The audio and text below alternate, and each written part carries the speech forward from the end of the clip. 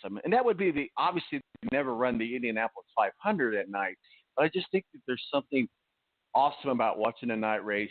Recap Richmond. I know you were there, and so certainly you thought there might be some weather issues, but hey, overall it ended up being a good race. I watched it myself.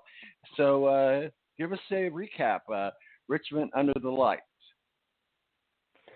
Yeah, well, weather threatened the entire weekend. I mean, we went from sprinkles to raining to, lots of fog and just dampness. And, at the end of the day, they got both races in. And NASCAR, I have to applaud them for doing everything that they did, because they were, honestly, they were out there early in the morning, late at nights, making sure that track stayed ready and raceable. So for them to get those two races in under those threatening conditions, I think that's pretty impeccable, to be honest with you. But going back to last Friday night in the Xfinity Series race, it was a drawn out battle between Cole Custer and Christopher Bell through a majority, or at least a good half of the race or so, before Christopher Bell had his issues. And excuse me, and he was retired for the night.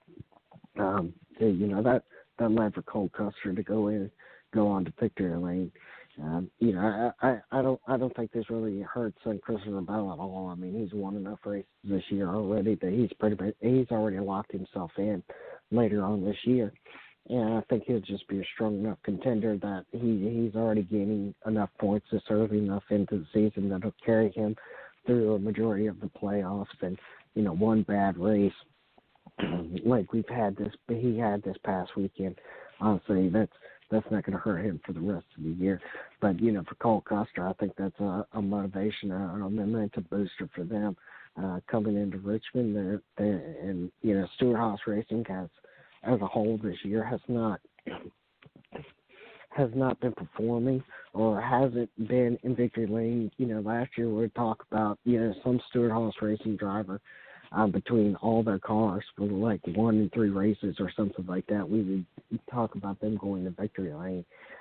But for Cole Custer to kind of have that momentum, and hopefully that shifts across to the Cup Series teams, that's huge for him, just not on getting locked into the playoffs later this year, but hopefully it'll be a momentum booster, like I said, for all Stewart-Haas Racing, because since Kevin Harvick in the Cup Series on the flip side went to victory lane in the duels at Daytona, we've not really talked about Stewart-Haas Racing drivers except for Kevin Harvick and Clint Boyer and Daniel Suarez, here and there. They've been running pretty good, but we like I said, we're just not talking about them in victory lane as often as possible. As far as the Cup Series, kind of bleeding over into that. Martin Truex Jr. It took him 81 events to get into victory lane on a short track, and while that's probably we think of that as probably abnormal, unusual, to be honest with you, because a lot of these drivers, they grew up on short track racing. That's how they cut their teeth. So these drivers, when they come to these short tracks, that we have a multitude of drivers that can go out there and win. And for Martin Truex Jr., he's been really, really good at these mile-and-a-half racetracks. You take him to a place like Kansas, or you take him to another mile-and-a-half racetrack like Kentucky or something like that, and we're talking about him contending or in victory lane a good majority of the time. But in the last couple of seasons or so, you take him to a short track, and he's just not been a contender at all. He's just not been somebody that we naturally talk about. And 81 events, he finally got that first short track win out there. I think had Clint Boyer had not burned his tires down, we may be talking about Clint Boyer in victory lane, because he was strong a good majority of the race, and even in the closing laps there. But, tires, it's a high wear racetrack, and he just wore the tires off and just wasn't able to close as fast as Martin Truex Jr. Was riding around that racetrack, because he was on a rail throughout the race, even when he wasn't in the lead. Talking with Steve Wilson, editor-in-chief of Speedway Digest, our official NASCAR contributor. A few more minutes here of NASCAR talk before we get into our annual NFL mock draft coming up in the second hour. Ed Kratz, beat writer for the Philadelphia Eagles and super fan of the Cleveland Browns, Adam Jibiden, will be joining us. Steve, who's the best driver right now, Kyle Busch or Joey Logano?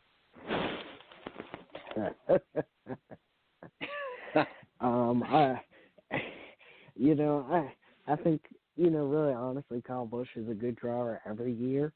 And I honestly, I don't think that, he's any better today than he was, 2 or 3 years ago, because honestly, you just see the competition level that he's able to go out there and perform upon.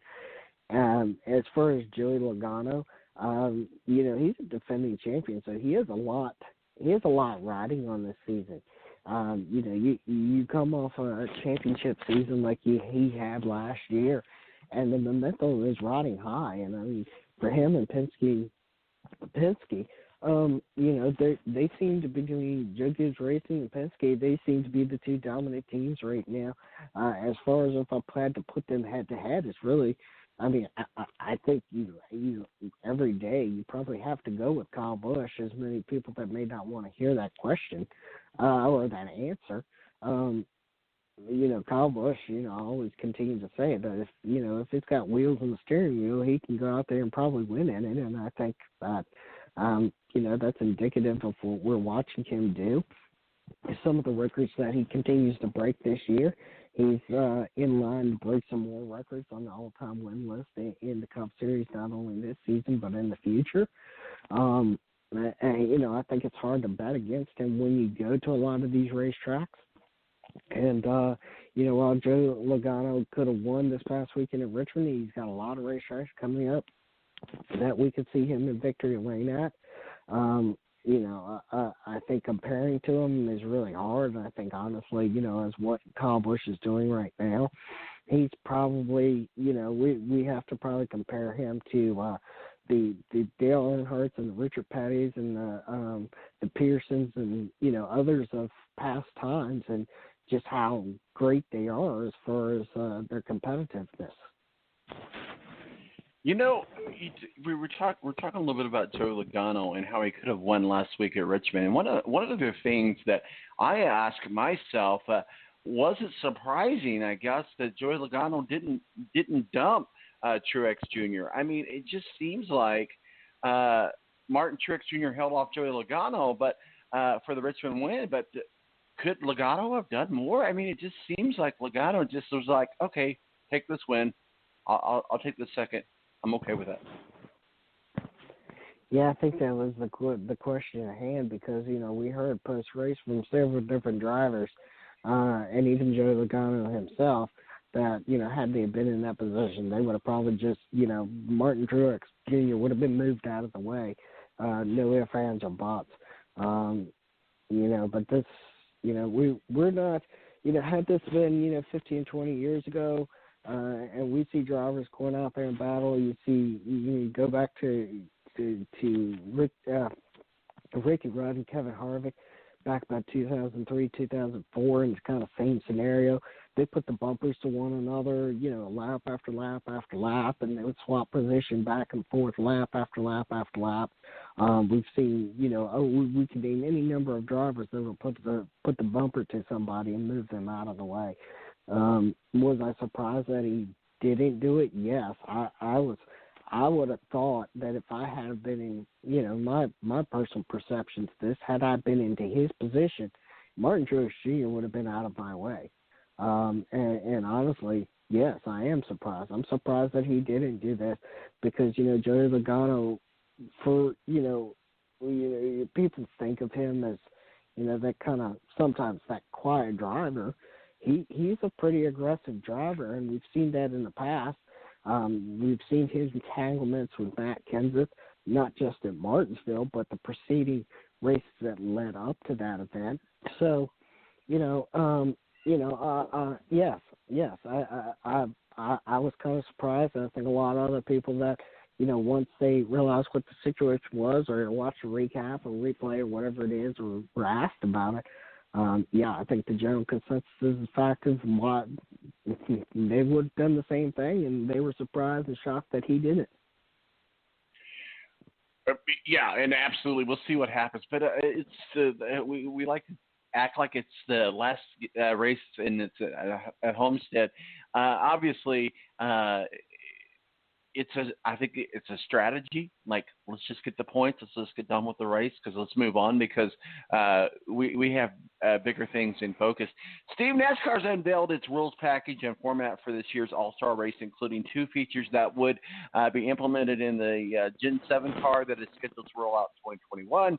The first technical element is a single-piece carbon fiber splitter that the series says will improve height sensitivity, as well as offering a more aero platform that should translate into a better performance in traffic. Cars will also be fitted with a radiator duct that exits through the hood, a move aimed at improving aerodynamic purity.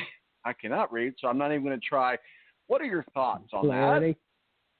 Clarity. Yep. Go ahead. Look, I'm all for NASCAR testing all these kinds of things. I think really, honestly, the only way that they can do it is they have to do it in these races. You can take 3 or 4 cars and go up to Indy and try out these, different wickers and different, things and intakes around the splitters and things. But then when you get to the race, it doesn't perform the way that you see in 2, 3, or 4 cars running around because you have 40 different cars with 40 different setups. And I think really honestly the path forward is that I would like to see NASCAR. Sure, you're going to have to go out there and you're going to have to do small little tests like that too, but I'd like to see them put them on the actual race cars, put them in an actual race, put them in a race what actually matters so that we can get some real world data acquirement. And I think that by using the the All-Star race as a testing bed, a lot of people saw the package last year and they're like, okay, a bunch of guys ran around for whatever laps. But those are the kinds of things that when you look back at it, and if NASCAR had said, okay, well, we're just going to go ahead and do that in the off season, and we didn't put it in an actual race, then we would have an entire season of watching that. So you have to look at the bright side of this is that NASCAR is trying to look at different ways that they can acquire the data, that they can change these cars up. And I think that the All-Star race is one of those events. I think that we can also do it at excuse me. I think we can also do it in the Duluth Daytona and some other things like that. But honestly, if at the end of the day, if we're not getting these cars off the ground, if we're not going to a more bulky look into these cars, I mean, these things are just shaped like a bullet, and they're always going to continue to be aero-dependent on one another, not just at these large tracks like Daytona and Talladega, but at these mile-and-a-half racetracks and even mile racetracks because of, if you don't either have a clean air or you don't have a drafting partner, then you're just going to be continuing to mar basically wherever you're at the racetrack, and you're going to have a little movement forward. Yes, you may be battling for position back in 10th, 12th, or 15th, or wherever you may be in the field, but you've got no forward progression. I think that's what we see so much in the truck series is that these trucks are farther up off the ground. They're less aero-dependent on one another. They're big and bulky, so they're just like a brick being shot through the air. So, it gives the weight and air movement around these cars a different tone, the trucks, sorry. And I think that's why we see such good racing into that series is that, a driver that's 8th, 9th, 10th, or whatever it is able to move up to the field. It doesn't necessarily have to always depend on another truck to pull them around or the clean air. Sure, clean air is still a premium in the truck series, but I think we're seeing more battles for positions. We're seeing people taking more risks because they don't need to depend on another vehicle out there. And while I think those need to be the forward progression in the Cup Series and even the Xfinity Series, and No, I'm not advocating to go find, a Cadillac and, take that mentality